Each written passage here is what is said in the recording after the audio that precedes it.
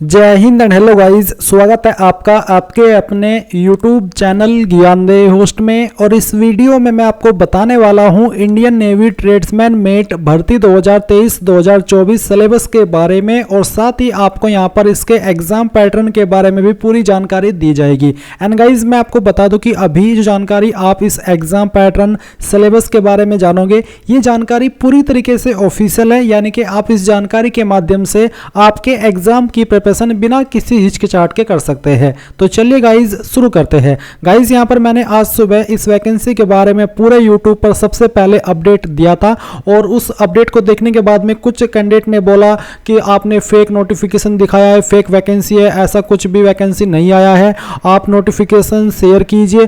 तो अब जाकर के मैं आप लोगों के साथ में नोटिफिकेशन शेयर भी कर रहा हूं, और आपने बाकी यूट्यूब चैनल के ऊपर भी इस वैकेंसी के बारे में अपडेट देख लिया होगा। पर अगर आप सच को जानने के लिए जाएंगे तो सच ये है कि सबसे पहले मैंने आपको पूरे YouTube पर इसके बारे में अपडेट किया था, तो मैं आगे भी इसी तरह से आपको सबसे पहले हर वैकेंसी के बारे में अपडेट देता हूं। अगर आपने चैनल को हमारे सब्सक्राइब नहीं किया तो सब्सक्राइब करके बेल आइकन ऑन कर लीजिए, क्योंकि जब इसके फॉर्म स्टार्ट होंगे तो तब भी आपको फॉर्म फिलअप की वीडियो सबसे पहले प्रोवाइड कराई जाएगी। अब चलिए पॉइंट पर आते हैं। तो गाइज ये आपका नोटिफिकेशन है। हम यहाँ पर इसके selection process, exam pattern, syllabus के बारे में टॉपिक वाइज बात करने से पहले एलिजिबिलिटी के बारे में भी जान लेते हैं, ताकि आपको कोई और वीडियो देखने की आवश्यकता न पड़े और आप इसी वीडियो से पूरी जानकारी इस वैकेंसी के बारे में जान सके। तो बेसिकली ये वैकेंसी आपकी इंडियन नेवी ने नई निकाली है। इस साल के अंदर 3 महीने पहले 300 प्लस पोस्ट पर पहले भी ट्रेड्समैन मेट की वैकेंसी आई थी। इस बार आपकी ट्रेड्समैन मेट के लिए 610 पोस्ट है, और जो बाकी 300 वैकेंसी है ये आपकी चार्जमैन के लिए निकाली गई है। चार्जमैन की पोस्ट पर आपको 35,400 रुपए से लेकर के 1,12,400 रुपए सैलरी दी जाएगी। एंड जो आपकी ट्रेड्समैन मेट की पोस्ट है इस पर आपको 18,000 रुपए से लेकर के 56,900 रुपए दिए जाएंगे। फिर यहाँ पर गाइज अगर इसकी इंपोर्टेंट डेट्स की बात करें कि आप कब से लेकर के कब तक फॉर्म को भर पाएंगे, तो गाइज आप लोग ये फॉर्म 18 दिसंबर 2023 से लेकर के 31 दिसंबर 2023 तक भर पाएंगे। आप यहाँ पर देख सकते हैं 11 पॉइंट पर आपको इंपोर्टेंट डेट्स दी गई है। तो लिंक एक्टिवेट होते ही आपको फॉर्म फिलअप की वीडियो दे दी जाएगी। अगर आपने अभी तक वीडियो को लाइक नहीं किया, वीडियो को लाइक कर दो, क्योंकि आपके एक लाइक करने से काफी सारा मोटिवेशन मिलता है। तो कर दिया आपने लाइक, चलिए ठीक है। अब यहाँ पर हम अगले पॉइंट पर आते हैं। अब यहाँ पर आप ये जान लीजिए कि क्या क्वालिफिकेशन चाहिए अप्लाई करने के लिए। तो गाइज जो आपकी चार्जमैन की पोस्ट है इस पर अप्लाई करने के लिए आपसे बैचलर डिग्री मांगी, यानी कि आपका ग्रेजुएट होना जरूरी है। अगर आप ग्रेजुएट नहीं है तो फिर अगर आपने डिप्लोमा किया है केमिकल के अंदर, तब भी आप यहां पर इस पर अप्लाई कर पाएंगे, जो कि आपकी चार्जमैन एम्यूनेशन वर्कशॉप की पोस्ट है। चार्जमैन फैक्ट्री पर अप्लाई करने के लिए क्या क्वालिफिकेशन चाहिए वो आप यहाँ पर देख सकते हैं। सीनियर ड्राफ्ट्समैन पर अप्लाई करने के लिए क्या क्वालिफिकेशन चाहिए वो भी आप यहाँ पर चेक कर सकते हैं। इसके अलावा यहाँ पर जो आपकी ट्रेड्समैन मेट की पोस्ट है, अगर आप इस पर अप्लाई करना चाहते हैं तो इस पर अप्लाई करने के लिए आपसे 10वीं पास की योग्यता, साथ ही साथ यहां पर आपसे ITI मांगी है, जो कि रिलीवेंट ट्रेड में होनी चाहिए। अब ये रिलीवेंट ट्रेड क्या है वो भी आप यहां पर जान लीजिए। सिंपल कर देता हूं, 10वीं पास साथ ही ITI किस ट्रेड में हो वो आप यहां पर देख लीजिए।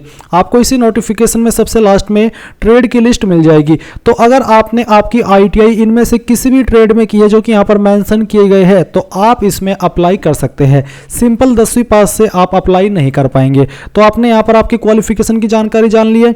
अब यहां पर बात कर लेते हैं आपकी एज लिमिट की, यानी कि एज लिमिट क्या चाहिए अप्लाई करने के लिए। तो एज आप देख लीजिए, जो आपकी चार्जमैन की पोस्ट है यहां पर जो ट्रेड है A और B, इस पर 18 से 25 साल है। बाकी जो सीनियर ड्राफ्ट्समैन या फिर सीनियर चार्जमैन है, इस पर अप्लाई करने के लिए जो एज लिमिट चाहिए वो 18 से 27 साल रखी गई है। एंड ट्रेड्समैन मेट की पोस्ट पर एज लिमिट आपकी 18 से 25 साल रखी गई है, जो कि आपकी फॉर्म भरने की लास्ट डेट तक काउंट की जाएगी। तो आपने यहाँ पर एज के बारे में जानकारी जान ली है। एप्लीकेशन फीस की जानकारी अगर आप जानना चाहते हैं तो आप यहां पर देख सकते हैं। जनरल OBC EWS को 295 रुपए फीस पे करनी है। SC ST विकलांग ex serviceman and all category female, चाहे कैटेगरी फीमेल की कैटेगरी कोई भी है, इनको कोई फीस नहीं देनी है। मैं आपको ये भी बता दूं कि जब ये वैकेंसी 3 महीने पहले इस साल के अंदर आई थी, तब यहां पर किसी कैटेगरी कैंडिडेट के लिए कोई फीस नहीं थी, बट यहां पर इस बार जनरल OBC EWS के लिए 295 रुपए फीस रखी गई है। तो अब आपने यहां पर एज के बारे आपकी एप्लीकेशन फीस के बारे में भी जान लिया है। अब हम यहां पर बात करेंगे आपके सिलेक्शन प्रोसेस के बारे में कि आपका सिलेक्शन कैसे किया जाएगा, एंड देन फिर यहां पर आपको एग्जाम पैटर्न और जो आपका सिलेबस है वो बताया जाएगा। तो गाइज यहाँ पर मोड ऑफ सिलेक्शन के बारे में बोला है screening of application. Screening of application का मतलब है कि आपके एप्लीकेशन फॉर्म की जांच की जाएगी। Indian navy will not carry out detailed scrutiny of all application received online to allow candidates to appear for computer based exam. merely fulfilling the basic selection criteria does not automatically entitle a person applicant to be called for the online test। Basically आपके form check किया जाएगा, but उतने अच्छे से check नहीं किए जाएंगे कि हाँ अच्छे से बिल्कुल चेक करेंगे और फिर उसके बाद में आपको आपके जो एडमिट कार्ड है वो इशू होंगे, ऐसा नहीं है। एक छोटी जांच आपकी की जाएगी ये देखने के लिए कि हाँ आप पूरी तरीके से एलिजिबल तो है और साथ ही साथ जो आपने फॉर्म के अंदर जानकारी भरी है वो सही तो भरी है, कोई डॉक्यूमेंट अपलोड तो गलत नहीं किया, कोई फोटो अपलोड तो गलत नहीं किया, तो ये चीज़ आपकी परखी जाएगी, जांच की जाएगी।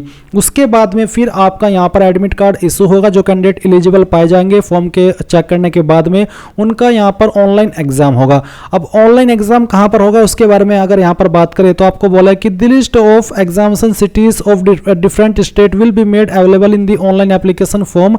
यानी कि जब आप फॉर्म को भरेंगे वहीं पर आपको एक लिस्ट मिलेगी जहाँ पर आपको सिलेक्ट करना होगा 3 चॉइस। आप उन लिस्ट में से कोई भी 3 सिटी को चॉइस दे सकते हैं कि मैं चाहता हूं कि मेरा एग्जाम सेंटर यहां पर रहे, तो आपको आपकी चॉइस के अकॉर्डिंग एग्जाम सेंटर सिलेक्ट करने का मौका मिलेगा, जो कि ऑल ओवर इंडिया आपके एग्जाम सेंटर रहने वाले हैं। अब आता है आपका एग्जाम पैटर्न। तो आपको बोला कि all shortlisted eligible candidate will have to appear in the online computer based exam. यानी कि जो कैंडिडेट यहां पर फॉर्म की जांच होने के बाद में एलिजिबल पाए जाएंगे उनको यहां पर कंप्यूटर बेस्ड एग्जाम के लिए बुलाया जाएगा, जो कि आपका मल्टीपल चॉइस क्वेश्चन यानी कि बहुविकल्पीय टाइप का होगा और आपके क्वेश्चन पेपर की लैंग्वेज इंग्लिश एंड हिंदी रहने वाली है। जहां पर जो जनरल इंग्लिश सब्जेक्ट के जो क्वेश्चन है वो आपके इंग्लिश के अंदर ही रहेंगे, उसमें आपको बिलिंगुअल का ऑप्शन नहीं मिलेगा, यानी कि वहां पर आप हिंदी में क्वेश्चन नहीं देखेंगे, इंग्लिश के अंदर ही मिलेंगे। इसमें आपके जो सब्जेक्ट है वो आप देख लीजिए। तो इसमें आपके 4 सेक्शन रहेंगे। पहला सेक्शन है जनरल इंटेलिजेंस और सेकंड सेक्शन है जनरल अवेयरनेस, फिर क्वांटिटेटिव एप्टीट्यूड और इंग्लिश लैंग्वेज। प्रत्येक सब्जेक्ट से आपको 25 क्वेश्चन मिलेंगे और उसमें आपको 25 नंबर ही दिए जाएंगे, यानी कि प्रत्येक क्वेश्चन के लिए आपको 1 नंबर दिया जाएगा। तो टोटल आपका जो क्वेश्चन पेपर रहेगा वो 100 नंबर के लिए रहेगा और 100 क्वेश्चन ही आपके एग्जाम के अंदर आने वाले हैं। साथ ही साथ इसमें आपका एग्जाम के लिए 90 मिनट का समय रहेगा, यानी कि 1.5 घंटे के अंदर आप अपना एग्जाम कीजिएगा।